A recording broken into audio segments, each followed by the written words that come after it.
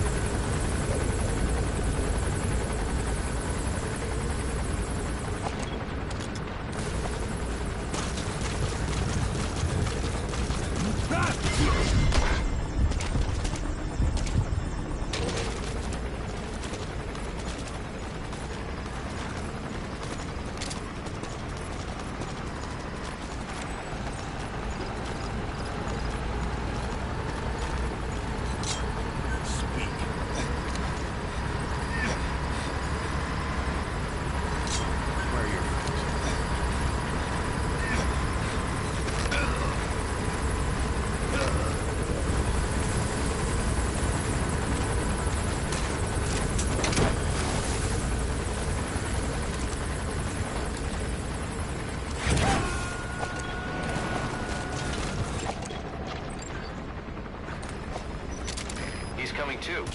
Roger that.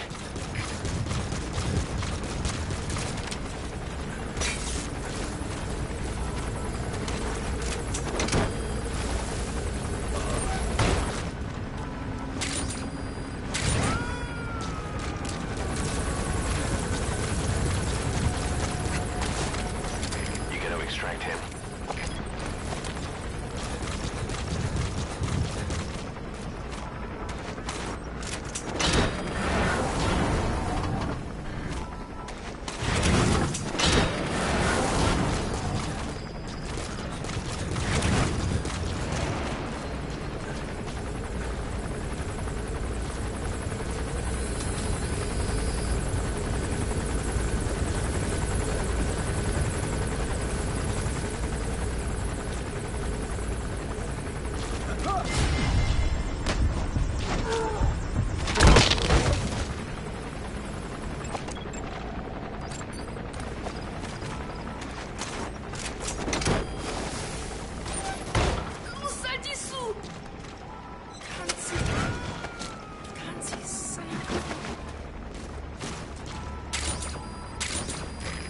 too. Roger that.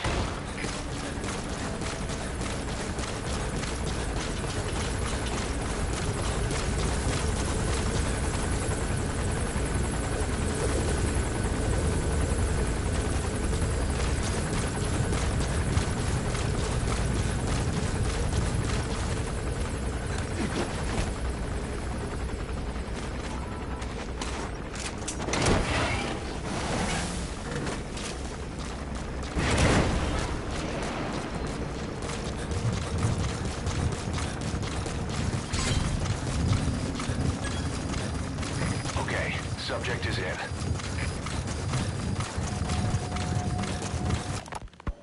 Snake, you remember the White Mamba?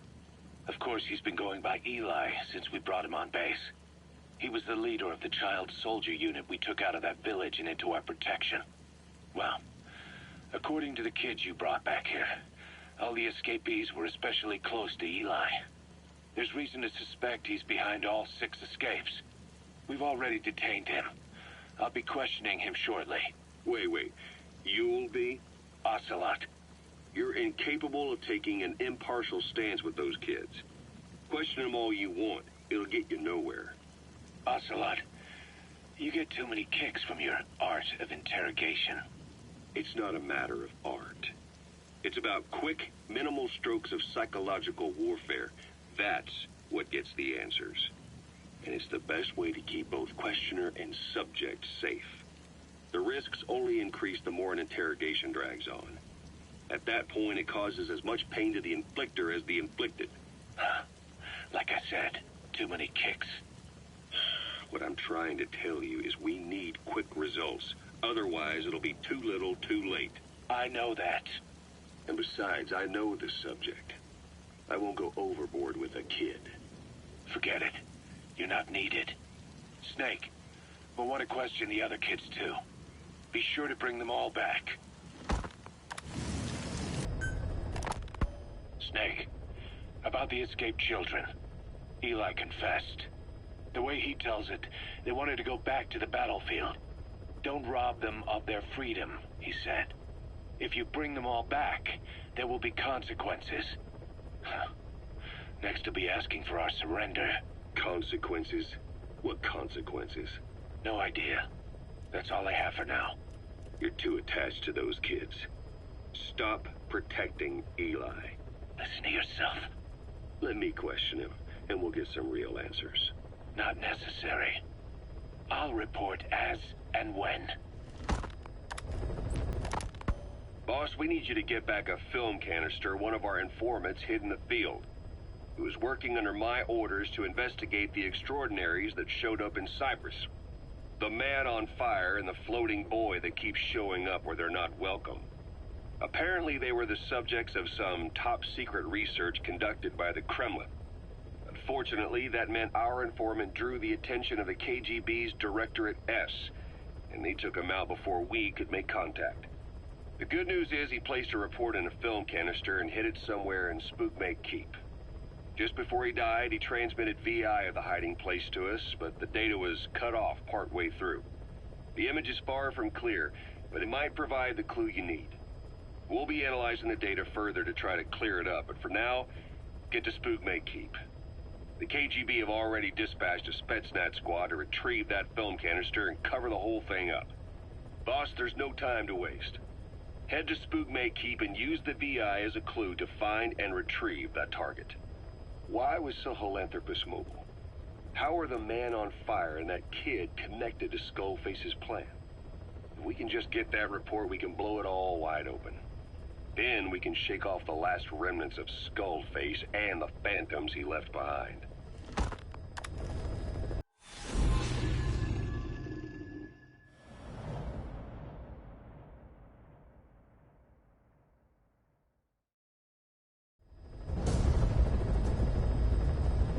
Boss, retrieve the film canister our informant hid in Spookmake Keep before he died.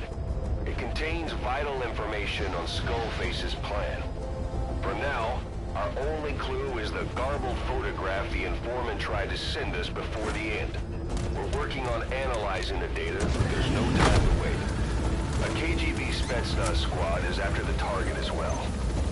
Boss, go to Spookmate Keep and use the VI to lead you to where the film canister is hidden. It is paramount you retrieve the target before the enemy does. Down there, boss.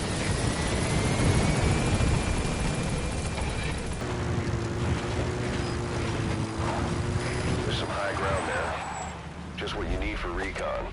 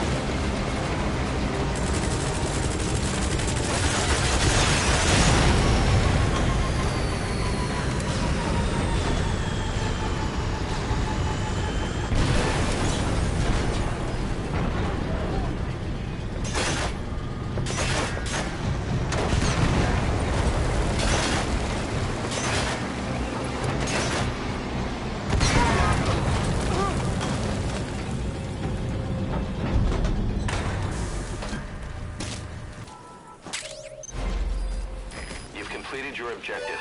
Now get out of the hot zone.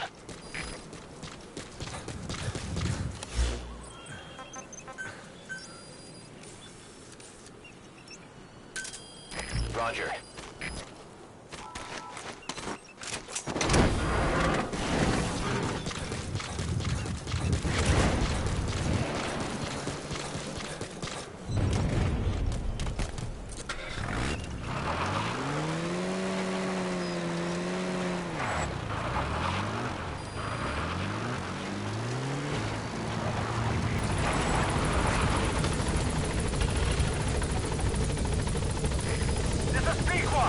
On station at LZ!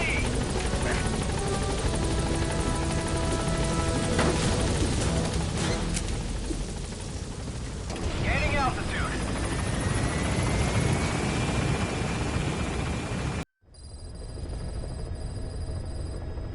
Boss, I have a quick report for you here. We've discovered a radiation leak in the laboratory on the quarantine platform. It's coming from testing equipment we installed the other day. Members of the medical team have been conducting research there, but we'll evacuate them all from the research block to the containment block next to it. Emmerich. If there There's no need to worry. No radioactive material is leaked, so the contamination won't spread. We just need to seal off the testing equipment. I've dispatched the security team to get the researchers out. I'll keep you updated. We finished decoding the informant's report. That floating kid we've run into a few times now. Looks like he was a test subject in clinical experiments. The Soviets called him the Third Boy. The Third Boy was brought to a lab on the outskirts of Moscow from Czechoslovakia, after which he was due to be sent to a research center in Leningrad, then Siberia, and finally an academic town in Novosibirsk. It doesn't appear that the researchers witnessed the talents we've seen from him, but nevertheless he was quite the popular subject. His latent cognitive abilities suddenly awoke en route to Moscow. According to the report, the Third Boy was easily influenced by other individuals' biofields. Evil thoughts, in particular. They affected his mind like a virus. Extreme anger or resentment, motives for revenge, in other words. Now, during the transport flight to Moscow, the boy was exposed to a powerful mental energy field coming from a certain individual. Ever since, being conscious of his powers, he's become a sort of energy generator. What's unique about him is the way his acute telepathic abilities get taken over by another person's will. The boy began to physically parasitize individuals experiencing extreme anger and codify the host's desires. This includes amplifying the host's natural strengths. Or, in accordance with the host's desires, he can also implant program code in another individual, making them a puppet, essentially. Human neural synapses transmit weak electrical currents between neurons. These electrical currents, though at a level difficult to observe, warp the magnetic field outside the body. The Third Boy is able to pick up these weak fluctuations. Contrary to psychotronics, which involves controlling the human mind, his abilities as a receptor are too high. The emotions he picks up from another individual are amplified and unleashed into his body as they recur in his brain. They turn into microwaves, which then affect the physical world, triggering paranormal phenomena like the spontaneous combustion of organic matter or psychokinesis, moving an object without touching it. There's one other thing. While he's parasitizing a host, the boy's ego gets shut away, allowing the will of the host to take control of his powers, like some annoying static drowning out your own voice. That means he isn't responsible for what's been happening. Somebody's extreme anger has manifested through the Third Boy's powers in ways none of us could have predicted, which would mean this was going on somewhere around us. Looking back on it, a lot of things make sense now. The man on fire, Sahelanthropus, they both came to life thanks to the Third Boy's powers. Everything has been happening through him as a catalyst. We first saw him in the hospital on Cyprus. The boy parasitizing the man on fire's desire for revenge gave him his new abilities in return. He next appeared at the Hamid Fighters Fort where the honeybee was hidden. There, the boy parasitized Skullface's vengeful mind. He controlled Sahelanthropus, making it do whatever Skullface wanted. Same goes for when we extracted Emmerich onto the chopper. When he appeared at the Devil's House in Central Africa, Skullface's will controlled the man on fire via the Third Boy's powers. Everything is clear up to this point. But even the informant couldn't pinpoint who the host was in the cave within Serac power plant. Sahelanthropus suddenly became active, then crushed not only the man on fire, but Skullface as well. Surely neither of them could have been the host. Who else was at that location and bore anger more extreme than either of them? Whose will was controlling Sahelanthropus? According to the report, emotions transmitted in children's brains affect the surrounding magnetic field more strongly. Cerebral nerves are covered with insulation called myelin sheaths to increase impulse speed. The reason for this leakage has to do with the fact that children's myelin sheaths are still developing. So, how many children do you remember being there? Children with a burning desire for revenge and bearing a grudge against you. I can think of only one. Eli. We don't know what kind of life he's had, but the resentment he's shown toward adults is nothing short of extraordinary. The third boy resonated with Eli's mind. And that means Eli bore the strongest animosity of all individuals within the boy's reception range, made it to be a 3-mile radius, beating out even Volgin and Skullface. The third boy has probably remained hooked on Eli's anger since. You remember at the Devil's House, the third boy showed an interest in Shabani? That must have been his ego making a rare appearance. He may possess abilities far beyond anyone else in the world, but he's still a kid. Maybe them both being kids was enough to bring them together. And if so, maybe with Eli, he isn't feeding off him, but acting in symbiosis with him. So what kick-started the third boy's powers? If we look at the location and time that his plane went down, we can make a pretty good guess.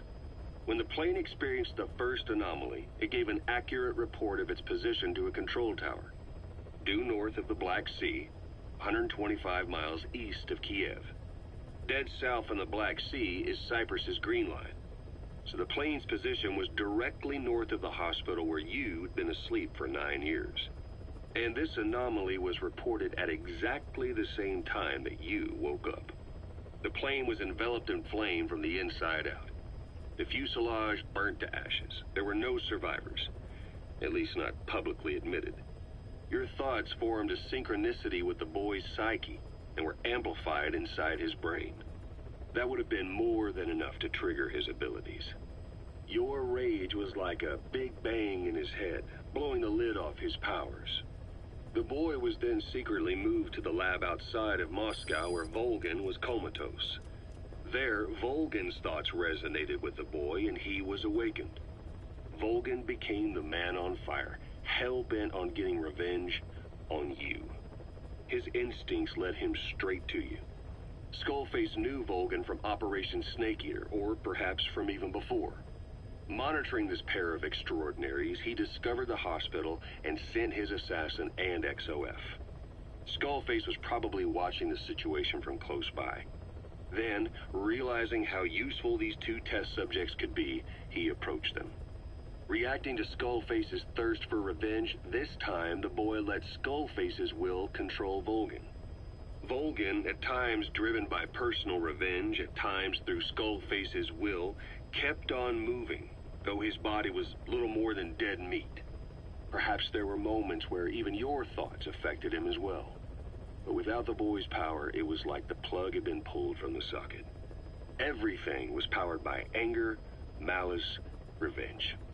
This is how the end of the report sums things up.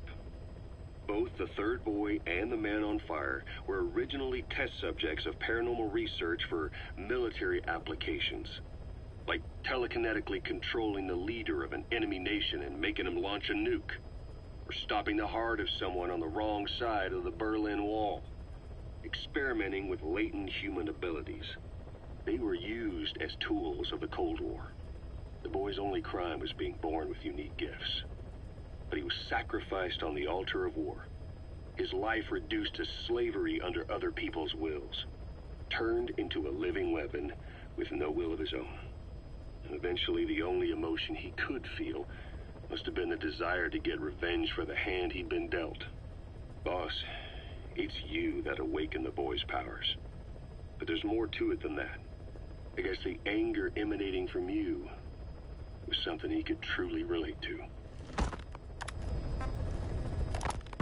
Boss, we found weapons in the children's section of the living quarters.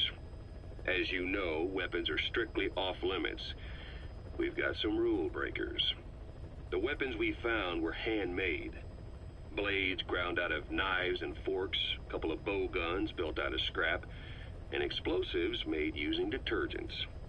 And get this, the explosives were tightly packed with nails. The kids put the blame on, you guessed it, Eli. I guess that's what he meant by consequences. I questioned him about it, but this time he claimed they want to be put out on missions.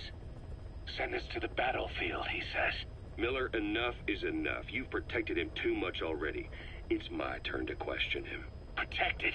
What Eli's doing is issuing a threat. Comply with my demands or I'll respond with force. But it'll be war at this rate. Forks and soap aren't gonna kill us, but some of them will end up dead. Is that what you want?